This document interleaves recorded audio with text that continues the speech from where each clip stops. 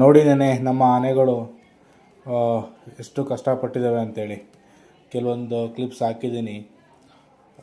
ತುಂಬ ಬೇಜಾರೂ ಆಗುತ್ತೆ. ಏನಕ್ಕಂದರೆ ಸುಲಭದ ಮಾತಲ್ಲಲ್ವಾ. ಸೊ ನಮ್ಮ ಆನೆಗಳು ನೆನ್ನೆ ಮಾಡಿದ ಕಾರ್ಯಾಚರಣೆ ಏನಿದೆ, ಆ ಜಾಗ ತುಂಬ ದೊಡ್ಡ ಬೆಟ್ಟ. ಅದು ಬೆಟ್ಟದಲ್ಲಿ ಒಂದು ಆನೆನ ಹಿಡಿಬೇಕಂತಂದರೆ ತುಂಬ ಹರಸಾಹಸ ಪಡಬೇಕಾಗುತ್ತೆ. ಯಾಕಂದರೆ ಸುಲಭದ ಆನೆ ಅಲ್ಲಲ್ವ ಅದು. ಸೊ ಅದು ಕೂಡ ಹೆಚ್ಚು ಕಮ್ಮಿ ಒಂದು 4,000 4,500 ಕೆ ಜಿ ಬರ್ಬೋದು. ಅದು ಅಲ್ಲದೆ ಬೆಟ್ಟದ ಮೇಲೆ ಡಾಟ್ ಆಗುತ್ತೆ. ಅಲ್ಲಿಂದ ಎಳ್ಕೊಬರ್ಬೇಕಂತಂದರೆ ಅದು ಆನೆ ಸುಲಭಕ್ಕಂತೂ ಬರಲ್ಲ. ಒಂದು ಕಡೆಯಿಂದ ಎಳೆಯೋದಿರ್ಬೋದು, ಒಂದು ಕಡೆಯಿಂದ ತಳ್ಳಬೇಕಾಗುತ್ತೆ, ಒಂದು ಕಡೆ ಮುಂದ್ಗಡೆ ನಿಂತ್ಕೊಂಡು ನಮ್ಮ ಯಾರು ಅಧಿಕಾರಿಗಳು ಯಾರಿದ್ದಾರೆ, ಎಕ್ಸ್ಪರ್ಟ್ಸ್ ಅವರು ಕೂಡ ಗೈಡ್ ಮಾಡ್ತಾ ಇರ್ತಾರೆ. ಹಾಗೆ ನೆನ್ನೆಲ್ಲ ಎಳೆದು ಅದನ್ನು ಬಂದು ಲೋಡ್ ಮಾಡಿ ಆನೆನ ಸಕ್ಕರೆಬೈಲು ಕ್ಯಾಂಪಿಗೆ ಅದನ್ನ ಕಳಿಸ್ಕೊಡ್ತಾರೆ. ಅಲ್ಲಿ ಕಳಿಸಿದ ಮೇಲೆ ನಮ್ಮ ಬಾಲಣ್ಣ ಆನೆ ಹಾಗೆ ಸಕ್ಕರೆಬೈಲು ಇನ್ನಿತರ 2 ಆನೆಗಳು ಕೂಡ ಸಪೋರ್ಟ್ ಮಾಡಿ ಕೊನೆಗೂ ಅದನ್ನ ಕ್ರಾಲಿಗೆ ತಳ್ತಾರೆ. ಅಂದರೆ ಕ್ಲಾರ್ ಒಳಗೆ ಹಾಕ್ತಾರೆ. ಇನ್ನೊಂದು 6 ತಿಂಗಳದು ಕಂಪ್ಲೀಟ್ ಲಾಕ್ ಆಗಿರುತ್ತೆ. ಟ್ರೈನಿಂಗ್ ಎಲ್ಲ ಆದ ನಂತರ ಅದನ್ನ ಹೊರಗೆ ತೆಗಿತಾರೆ. ಸುಮಾರು ಜನ ಕ್ವಶನ್ ಮಾಡ್ತಾಯಿದ್ರು, ಏನಕ್ಕೆ ಆನೆಗಳು ಹಿಡಿತಾ ಇದ್ದೀರಾ, ಏನಕ್ಕೆ ಕ್ಯಾಂಪ್ಗೆ ಹಾಕ್ತಾಯಿದ್ದೀರಾ ಅಂತೇಳಿ. ತಿರ್ಗಾ ಈ ಆನೆನ ಬಿಟ್ಟರೆ ಈಗ ಆ್ಯಕ್ಚುಲಿ ಒಂದು ಮಹಿಳೆನ ಹೊಡೆದು ಕೊಂದಿದೆ ಅಂತೇಳಿ ಸಾಯಿಸಿದೆ ಇದು.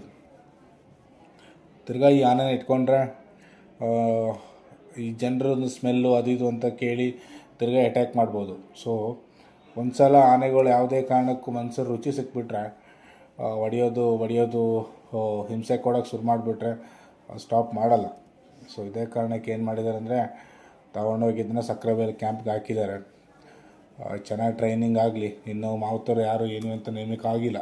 ಸೊ ಅದನ್ನ ಸದ್ಯಕ್ಕೆ ಡಿಸ್ಕ್ಲೋಸ್ ಮಾಡಲ್ಲ ನಮ್ಮ ಸಿಬ್ಬಂದಿಯವರು. ಹಾಗೆ ನಮ್ಮ ಆನೆಗಳು ಎಷ್ಟು ಕಷ್ಟಪಟ್ಟಿದ್ದಾವೆ ಅಂತೇಳಿ ನಿಮಗೆ ಕಾಣ್ತಾ ಇರ್ಬೋದು. ತುಂಬಾ ಕಷ್ಟಪಟ್ಟಿದೆ.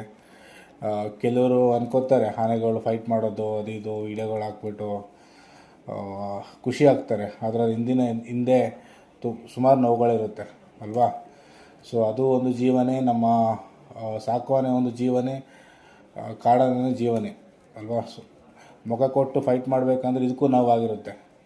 ನಾವು ಅನ್ಕೋತೀವಿ ನಮ್ಮ ಖುಷಿಗೋಸ್ಕರ ಅವ್ರು ಹೊಡೆದಾಡ್ತಾ ಇದ್ದಾರೆ ಅಂತೇಳಿ. ಬಟ್ ಅಲ್ಲ, ಅವರು ಅಲ್ಲಿ ಫೈಟ್ ಮಾಡ್ತಾಯಿದ್ರು ಒಂದು ರೀಸನ್ ಇರುತ್ತೆ. ಇವ್ರಿಗೂ ಕೂಡ ನೋವಾಗಿರುತ್ತೆ.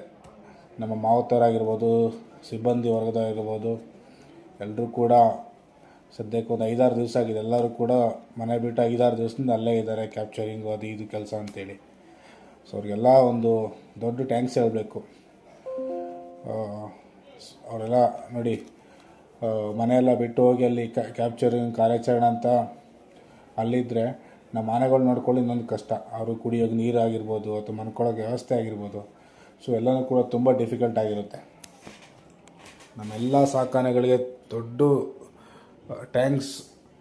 ಹಾಗೂ ನಮ್ಮ ಆಪ್ರೇಷನ್ಗೆ ಯಾರೆಲ್ಲ ಇನ್ವಾಲ್ವ್ ಆಗಿದ್ದರು, ಅಲ್ಲಿಂದ ಅರಣ್ಯ ಸಿಬ್ಬಂದಿಯವರು ಅಥವಾ ನಮ್ಮ ಡಾಕ್ಟರ್ಸ್ ಯಾರಿದ್ದಾರೆ ಎಲ್ರಿಗೂ ಟ್ಯಾಂಕ್ಸ್ ಹೇಳುತ್ತಾ,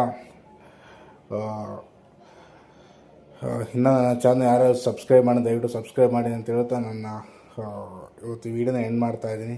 ಥ್ಯಾಂಕ್ ಯು ಸೋ ಮಚ್.